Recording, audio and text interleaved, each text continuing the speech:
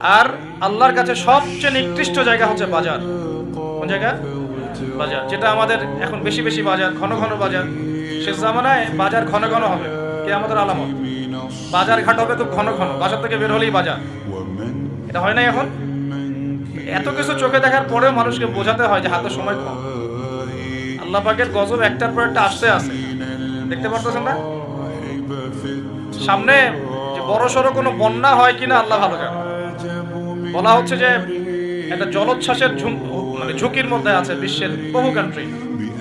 বিশ্বের বহু কান্ট্রি জলোচ্ছ্বাস, বড় একটা জলোচ্ছ্বাসের হুমকির মধ্যে আছে। 20 ফুট থেকে 25 ফুট পানি উঠে যাবে, উঠে উপকূলবর্তী অঞ্চলগুলো ডুবিয়ে দিবে। এটা এখন গবেষকরাই বলছেন, বিজ্ঞানীরা। আর আমরা তো আগেই বলেছি, যখন একটা জনপদের মধ্যে শিরকের পাপ বেশি হয়, কোন পাপ? শিরকের পাপ। শিরক শুধুমাত্র ওই মূর্তি পূজা করাই শিরক নয়, আপনাদেরকে জানাই দিতে চাই, কবর পূজা করাও শিরক।